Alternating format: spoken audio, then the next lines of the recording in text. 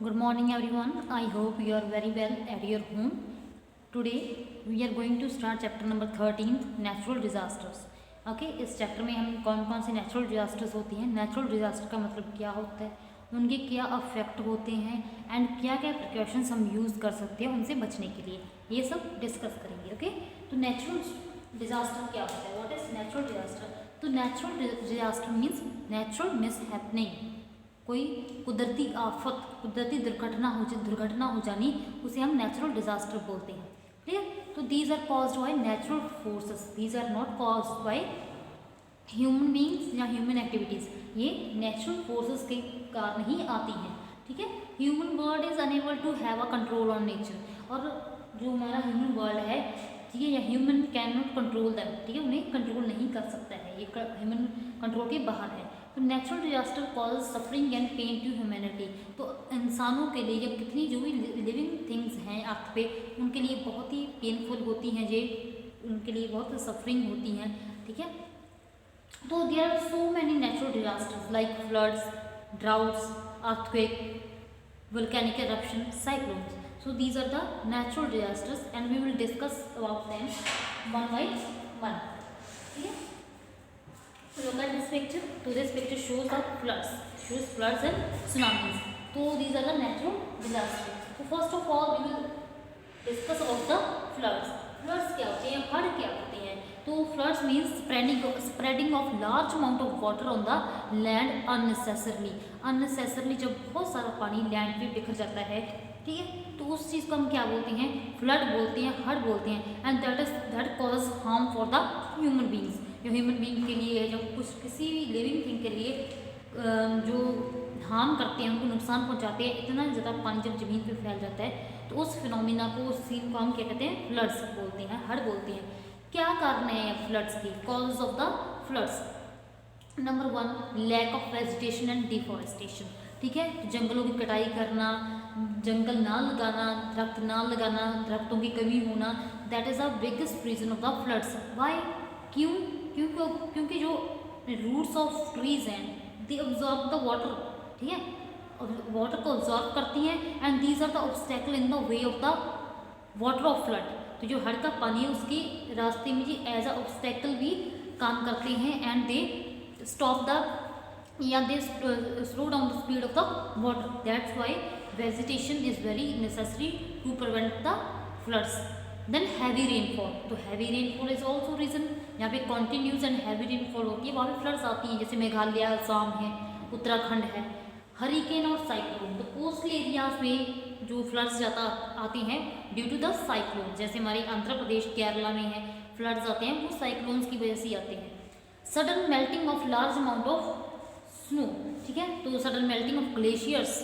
ठीक है, जब ग्लेशियर अचानक पिघलने लगते हैं, then that is also cause of the floods. Tsunami due to the earthquake and volcanic eruption in the ocean. तो tsunami is also biggest reason of the floods. ठीक है, जहाँ पे सुनामी आती है वहाँ पे फ्लड्स आती है. तो लुक एट दिस पिक्चर. तो जो सुनामी है that is common phenomena in the coastal areas. Clear. तो फ्लड्स हैं जो, इनके कारण हमें पता चल गया क्यों आते हैं. But how to prepare ourselves for floods. तो फ्लड्स के लिए हम कैसे तैयार रह सकते हैं, हम कैसे अपने आप को बचा सकते हैं, सेव कर सकते हैं. Number 1 leave the area as soon as possible. जितना जल्दी हो सके उस एरिया को छोड़कर चले जाइए. Number 2 listen to radio and watch television for the warnings. जो हमारी न्यूज़ आती हैं, वार्निंग्स आती है टेलीविज़न पे, हमारे वेदर फॉरकास्टिंग डिपार्टमेंट है वो करता रहता है, उनको पता चल जाता है पहले ही. तो उनकी वार्निंग सुननी बहुत ज़रूरी है. कि फर्स्ट एड किट, जो अपनी ये फर्स्ट एड किट है, अपनी मेडिसिन हैं, बैंडेज हैं, या कोई भी हमारा नेसेसरी थिंग्स हैं, वो हमें साथ में लेनी चाहिए. Stay away from the electric poles and cables. जो हमारे इलेक्ट्रिक पोल्स हैं, बिजली के खंभे हैं, उनसे दूर रहिए.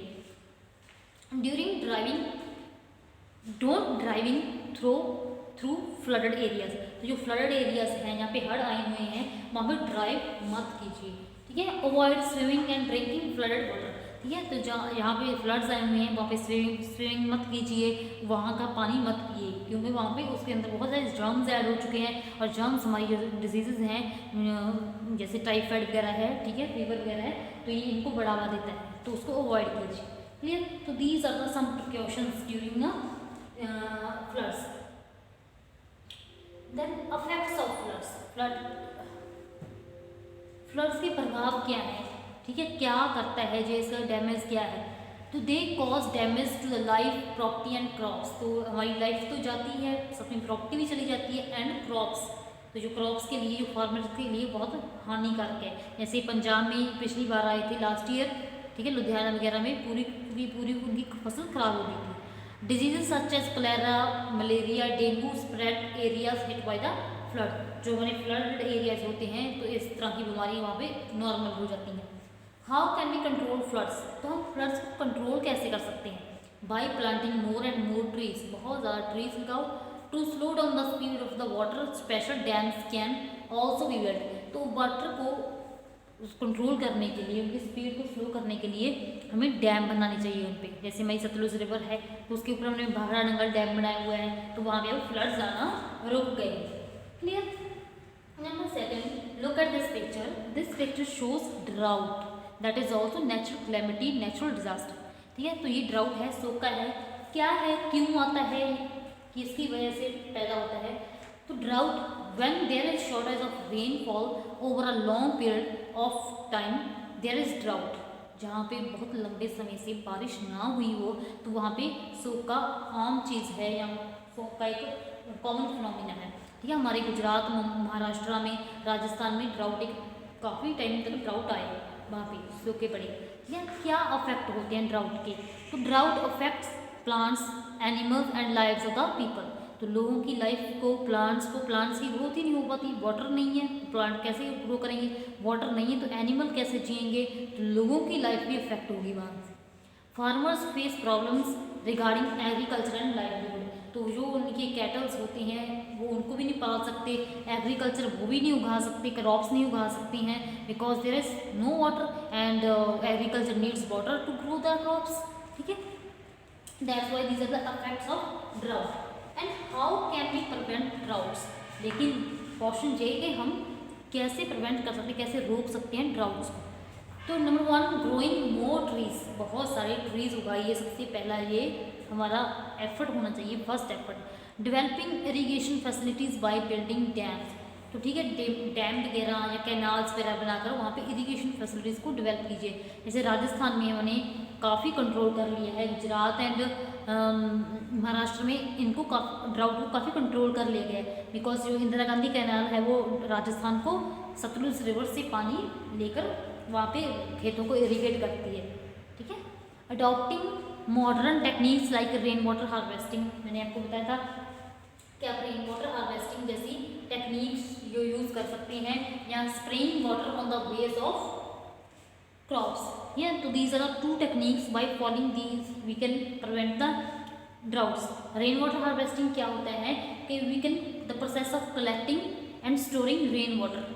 जो हमारी घर की जो रूफ है वो पक्की होनी चाहिए। ठीक है, उसका पानी जब रेनफॉल होगा तो उसका पानी हम एक टैंकर में इकट्ठा कर लेंगे। ठीक है, देन जब यहाँ पे रेनफॉल नहीं हो रही होगी तो हम उस पानी को for the daily use and for the agriculture we can use. ठीक है, उसे हम यूज़ कर सकते हैं। एंड जो ड्रॉप इरिगेशन सिस्टम है तो इसे यूज़ करना चाहिए, बिकॉज इसकी वजह से जो पानी भी बहुत कम लगता है और हमें जो हमारी फसलें हैं उनकी बिल्कुल जड़ों में, रूट्स में, उसके बेस में पानी चला जाता है। These are 2 methods to prevent the drought. Then next calamity is earthquake. इसके बाद जो हमारा earthquake है, जिसे हम भूकंप बोलते हैं, वो आता है।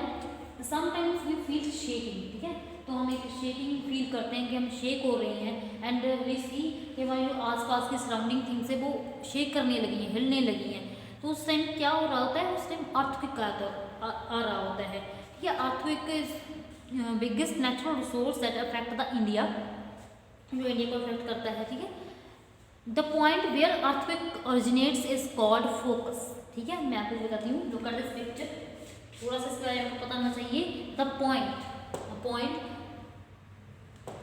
Where earthquake starts, point where earthquake starts, यहाँ से स्टार्ट होता है, यहाँ से ओरिजिनेट होता है, पैदा होता है, उस पॉइंट को हम क्या बोलते हैं, focus. And the point just above the focus on the surface of earth, the point just above the focus on the surface of earth, that point is called epicenter. And the damage by the earthquake is more around the epicentre. Epicentre के आसपास के area सबसे बड़ा damage, सबसे बड़ा नुकसान वही होता है अर्थक्वेक का।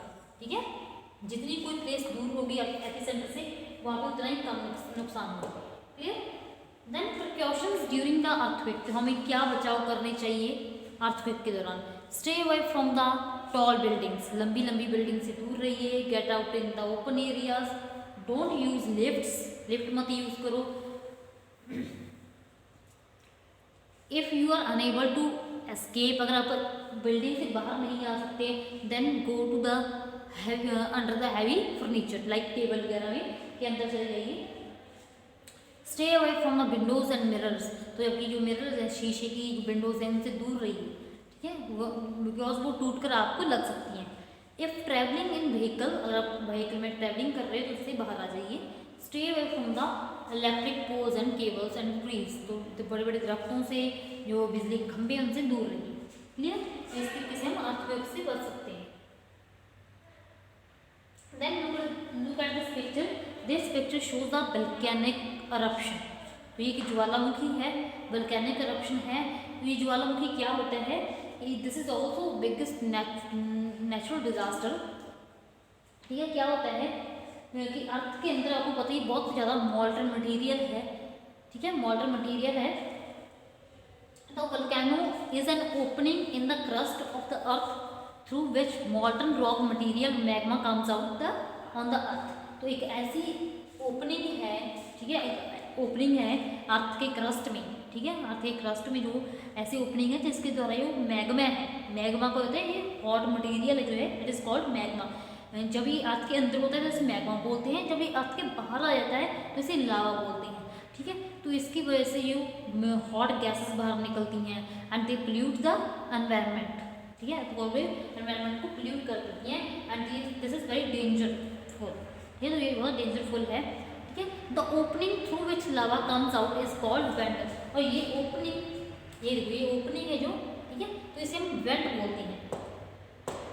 ये हमारा वोल्केनो है, ये हमारा वोल्केनो है और ये ओपनिंग है, ये हमारी यहाँ से गैसेस बाहर निकल रही हैं। This part is called went, नली, जिसे हम नली बोलते हैं। ठीक है, तो दिस इज वेंट। तो ये जो मटेरियल बाहर निकल रहा है इसे लावा, जब ये अर्थ पे आए थे इसे लावा बोलते हैं, जब ये अर्थ के अंदर होते थे इसे क्या बोलते हैं?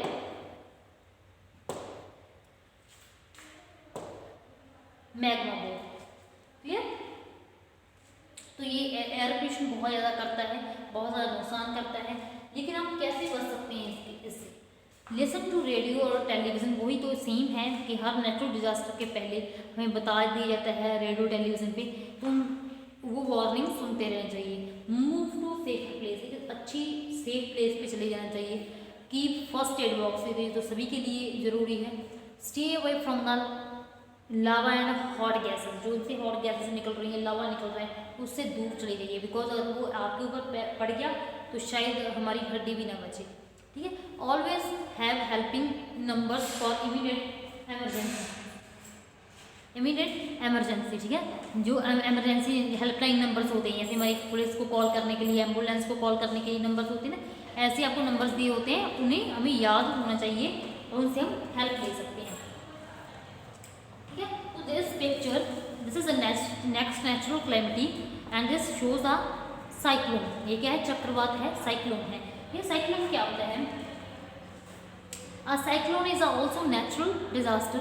During a cyclone, wind blows at very high speed and causes very heavy rainfall. तो जो विंड है, हवा है, वो बहुत हाई स्पीड पे चलती है एंड जो साइक्लोन है वो लैंड पे भी आते हैं, वो सी में भी आते हैं। ठीक है, तो ये बहुत ज़्यादा हैवी रेनफॉल होती है साइक्लोन्स की वजह से कोस्टल एरियाज़ में। तो हमारे यहाँ पे कहाँ पे है? गुजरात, महाराष्ट्र, मैंने आपको बताया ये साइक्लोन्स हमारे ये कोस्टल एरिया में ज़्यादा आते हैं। West Bengal, Tamil Nadu, Andhra Pradesh, Kerala, these areas are affected by the cyclones, चक्रवातों से घिरे होते हैं। ठीक है, तो ये चक्रवात है, इसके अंदर जो हवा एंटर कर गई है सी के दौरान, सी के अंदर।